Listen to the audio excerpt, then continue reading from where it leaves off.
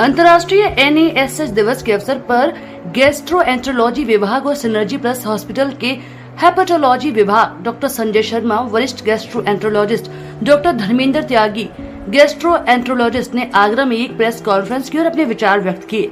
Doctor Sanjay Sharma ने कहा कि लिवर हमारे शरीर का एक महत्वपूर्ण अंग है जो आवश्यक प्रक्रियाओं के केंद्र में स्थित है। अक्सर ये सोचा जाता है कि शराब लिवर की क्षति से जुड़ा एकमात्र कारक है, हालांकि मधुमेह, मोटापा जैसे अन्य कारक हैं जो किसी व्यक्ति को मूक रोग जैसे NAFLD, गैर अल्कोहल फैटी लिवर रोग का शिकार कर सकता है। डॉक्टर धर्मेंद्र त्यागी ने कहा कि NASH या गैर अल्कोहल स्टीटोहेपेटाइटिस NAFLD के परिवार से एक यकृत रोग है। जब यकृत में वसा कोशिकाओं का प्रतिशत 5% से अधिक हो जाता है तो इसे स्टीटोसिस कहा जाता है, जिसका शाब्दिक अर्थ वसा में वृद्धि है। इस स्तर पर यकृत आमतौर पर सामान्य सा बड़ा होता है और अल्ट्रासाउंड पर सफेद और चमकदार दिखाई देता है। संजय शर्मा हूँ, मैं यहाँ पे गैस्ट्रोएंटरोलॉजी डिपार्टमेंट में कार्यरत हूँ। पहले तो मैं आपका स्वागत करना चाहता हूँ। आज हम लोग जो मना रहे हैं वो ग्लोबल फैटी लिवर डे मना रहे हैं। आप लोग यहाँ पे आए उसके लिए धन्यवाद।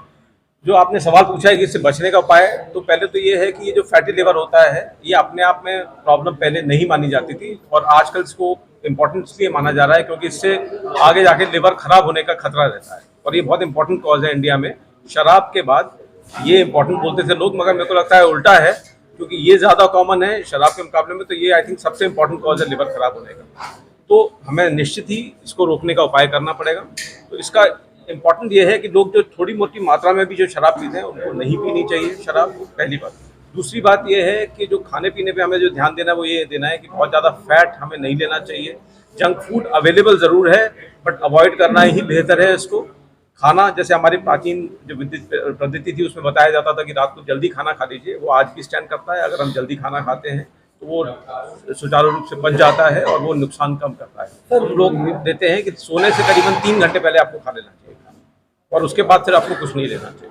और ये ऐसे आपने खाना खाया उसके बाद लेट गए और लेट के टीवी देख रहे हैं, वो भी ठीक नहीं है। आपको खाना खाने के कम से कम 1-1.5 घंटे बाद तक बैठे रहना चाहिए। ये चीज़ें मैं बोलता हूँ। एक तो पहले वॉक, ब्रिस्क वॉक होनी चाहिए करीबन 150 मिनट एक हफ्ते में, और साथ साथ में मैं योगा जो प्राणायाम होता है वो बहुत इंपॉर्टेंट होता है इसमें। अगर वो किया जाए तो बेहतर है।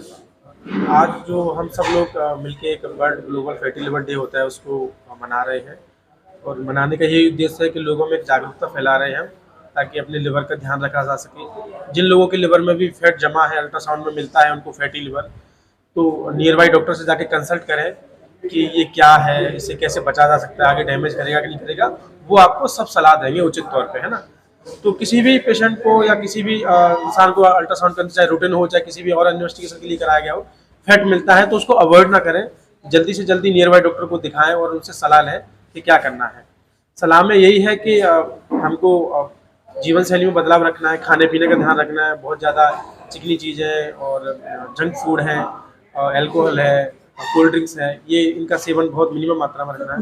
देखो फैटी लिवर बिल्कुल इसी तरह से हमारी बॉडी के अंदर फैट जमा हो जाता है, वो कहीं पे भी हो जाता है। किसी के पेट पे जमा होता है, किसी के बम पे जमा होता है, किसी के गालों पे, इसी तरह से लिवर में भी जमा होता है। लेकिन जब लिवर में जमा होता है वो, तो लिवर में सिंपल वो ऐसे नहीं है कि खाली जमा बना रहेगा।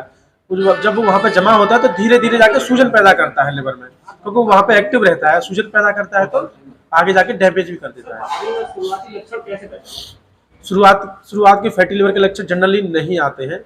लक्षण तभी आते हैं जब वो सूजन पैदा कर देता है। तो सूजन पैदा करता है तो उस टाइम पे भी बचाया जा सकता है, उसका ध्यान रखा जा सकता है।